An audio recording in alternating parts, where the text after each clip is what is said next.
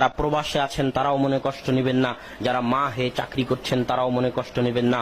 ওয়াল্লাহি আল্লাহর কসম, ওয়াল্লাহি আল্লাহর কসম, ওয়াল্লাহি আল্লাহর কসম, আপনি যে 2টা টাকার জন্য যে মা চাকরি করতেছেন আর 2টা টাকার জন্য যে পিতা প্রবাসে আছেন সন্তানকে ফেলে, আল্লাহর কসম করে বলতে চাই, পৃথিবীতে টাকা কামানো অত কঠিন কাজ নয়। পৃথিবীতে পারমাণবিক বম তৈরি করা অত কঠিন কাজ নয়। আসমান চন্দ্র মঙ্গল গ্রহে যাওয়া অত কঠিন কাজ নয়। পৃথিবীর সবচেয়ে কঠিন কাজ, সবচেয়ে গুরুত্বপূর্ণ কাজ, সবচেয়ে দামি কাজ, সবচেয়ে চ্যালেঞ্জপূর্ণ কাজ হচ্ছে একজন ছোট সন্তানকে আদর্শ মানুষ রূপে গড়ে তোলা। এর চেয়ে কঠিন কাজ আর পৃথিবীতে নাই। এর জন্য কমসে কম বয়স 10 বছর হওয়া পর্যন্ত একজন সন্তানের সৎ পিতা সৎ মাতার সংস্পর্শ চাই। আর আপনি চলে গেছেন চাকরি করতে, এটাই কি মায়ের দায়িত্ব ছিল? মায়ের সবচেয়ে বড় চাকরি হচ্ছে সন্তানকে লালন পালন করা, সন্তানকে মানুষ করা।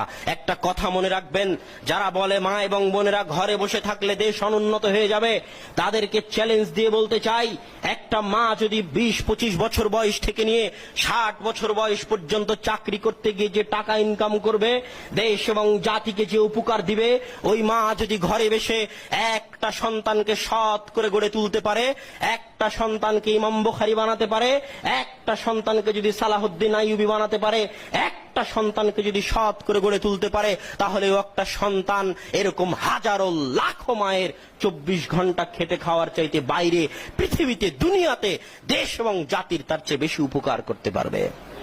এটা মিথ্যা কথা যে মা যদি বাইরে থাকে দেশ অনুন্নত হবে, বরং এটাই সত্য কথা যে মাকে ঘরের বাইরে বের করে আমার পরবর্তী প্রজন্মকে ধ্বংস করে দেওয়া হয়েছে।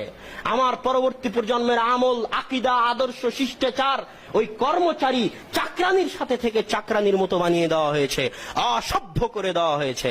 মা এবং পিতাই হচ্ছে একটা সন্তানের প্রথম আদর্শ শিক্ষার জায়গা। এই 10 বছর বয়স পর্যন্ত যা বললাম, এটা আপনি আপনার সন্তানকে যদি আদর্শ মুসলিম বানাতে চান আপনাকে করতেই হবে। এবার আসি, আপনার সন্তানকে কিভাবে আলেম বানাবেন। একাডেমিক লাইনে চলে যাই, লেখাপড়া শিক্ষার জগতে চলে যাই।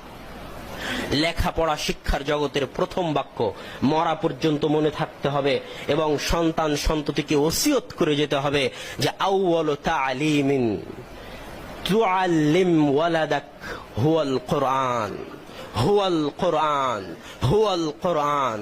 সর্বপ্রথম যে শিক্ষা আপনি আপনার সন্তানকে দিবেন তা কোরআন, তা কোরআন, তা কোরআন।